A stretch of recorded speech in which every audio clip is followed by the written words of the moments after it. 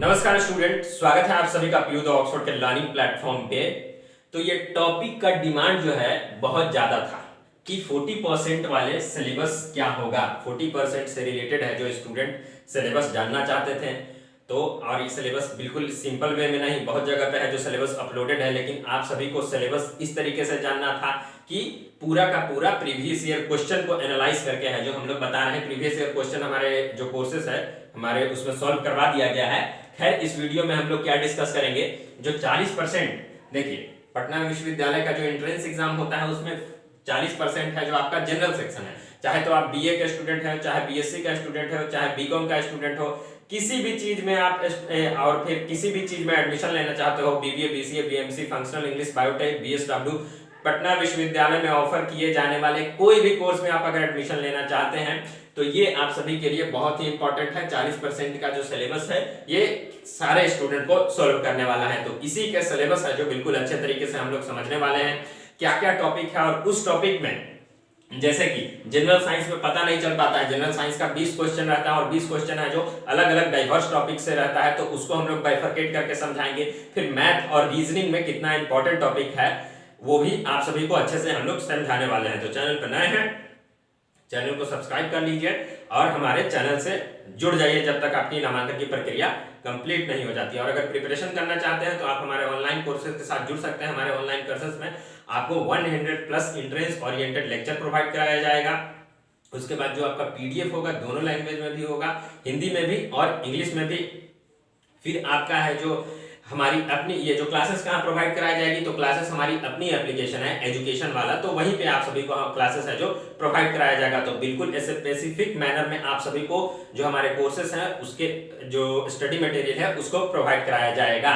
तो अगर आप जुड़ना चाहते हैं नीचे दिए गए व्हाट्सएप नंबर पर कॉन्टेक्ट कीजिए और जल्द से जल्द अपना तैयारी है जो उसको शुरू कर दीजिए। ऐसे में बिहार बोर्ड का रिजल्ट आ चुका है, तो अब आप फ्री हैं। और सीबीएसई के स्टूडेंट जिनका एग्जाम हो गया है, रिजल्ट नहीं आया, तो रिजल्ट को लेकर के क्या टेंशन लेना, जो देना था एग्जाम में वो हो चुका है। अब है जो आप सभी लोग आगे का रास्ता देखिए और प्रिपरेशन को तैयारी दीजिए। देखिए चलिए आते हैं हम लोग 40% सिलेबस को डिस्कस करते हैं। देखिए 40% सिलेबस में सिंपल भाषा में आप सभी को बताएं तो 3 चीज है, मैथ है, रीजनिंग है और जीके जीएस है। मैथ कितना क्वेश्चन, 10 क्वेश्चन, रीजनिंग कितना क्वेश्चन, 10 क्वेश्चन और जीके जीएस कितना क्वेश्चन, 20 क्वेश्चन। कभी कभी एक आध दो क्वेश्चन ऊपर नीचे होता है, कैसे जैसे कि रीजनिंग 9 हो गया तो आपका जीके जीएस 21 हो गया, तो थोड़ा सा ऊपर नीचे होता है, लेकिन लगभग में 10 और 20 का सेक्शन है जो बाइफरकेट किया गया है। और पिछले साल में है जो पिछले साल जो क्वेश्चन आया है उसमें सेम टू सेम यही है, 10 और 20। तो ये बात आप सभी लोग समझ गए। अब आ जाते हैं हम लोग शुरुआत करते हैं मैथ से।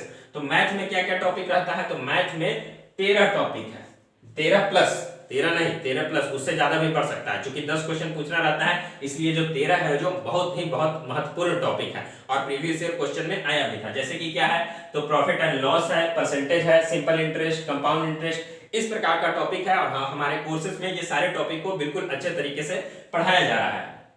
अब आ जाते हैं, अगर हम लोग बात करें रीजनिंग का, तो रीजनिंग में कोडिंग, डिकोडिंग और एनालॉजी से तो क्वेश्चन भरा भरा रहता है। कोडिंग, डिकोडिंग, एनालॉजी, सीरीज और आपका क्लासिफिकेशन, ये सबसे रहता है। उसके बाद नॉन वर्बल रीजनिंग जो फिगर वाला रीजनिंग रहता है उससे भी 1 क्वेश्चन 2 क्वेश्चन डाल देता है। ना सिर्फ पटना विश्वविद्यालय बल्कि पटना विमेंस कॉलेज भी ये है जो डाल देता है। तो आपका कोडिंग, डिकोडिंग, एनालॉजी, सीरीज, इस टाइप का 21 इंपॉर्टेंट टॉपिक है। और 21 मैंने इसलिए लिखा है क्योंकि रीजनिंग में टॉपिक बहुत ज्यादा होता है। और जैसे सीरीज की हम लोग बात करें तो सीरीज में ही आपका ये नंबर सीरीज हो गया, अल्फाबेटिकल सीरीज हो गया, कोडिंग, डिकोडिंग में भी 3-4 टाइप के कोडिंग होता है। तो 21 इंपॉर्टेंट टॉपिक है, ठीक है, चैप्टर्स नहीं, 21 इंपॉर्टेंट टॉपिक है जो आप सभी को पढ़ना है। और हमारे क्लासेस में रीजनिंग की क्लास तो स्टार्ट भी हो चुकी है, तो जल्द से जल्द जुड़िए अगर आप सभी लोग बहुत अच्छे तरीके से प्रिपरेशन करना चाहते हैं। तीसरा जो क्या है, जीके जीएस, ये शुभम सर के द्वारा है जो पढ़ाया जा रहा है और स्टार्ट भी हो चुका है। तो इसमें क्या क्या रहता है, तो देखिए इसमें है जो सबसे ज्यादा छात्रों को परेशानी रहता है, जीके जीएस में क्या पूछने वाला है। तो जीके जीएस को हम लोग 4 भाग में बांट सकते हैं। एक है स्टैटिक पोर्शन। स्टैटिक पोर्शन में क्या, national and international days, reverse, ये सबसे रिलेटेड। रिवर्स तो खैर ज्योग्राफी में आ गया, तो वो सोशल साइंस का सेक्शन में आ गया। तो नेशनल एंड इंटरनेशनल डेज हो गया, और वैसे वैसे छोटे छोटे टॉपिक होते हैं, जैसे इंपॉर्टेंट ऑर्गेनाइजेशन, क्वाड हो गया, यूनाइटेड नेशन हो गया। यूनाइटेड नेशन भी डिवाइडेड है फर्दर अलग अलग ऑर्गेनाइजेशन के रूप में, तो वहां से क्वेश्चन पूछा जा सकता है। इस बार हम तो एक क्वेश्चन आप सभी को, जब हमारे कोर्सेज से नहीं जुड़े हैं उनको भी 100% बता देते हैं कि G20 से क्वेश्चन आने वाला है, क्योंकि G20 में पटना यूनिवर्सिटी को भी सेलेक्ट किया गया है।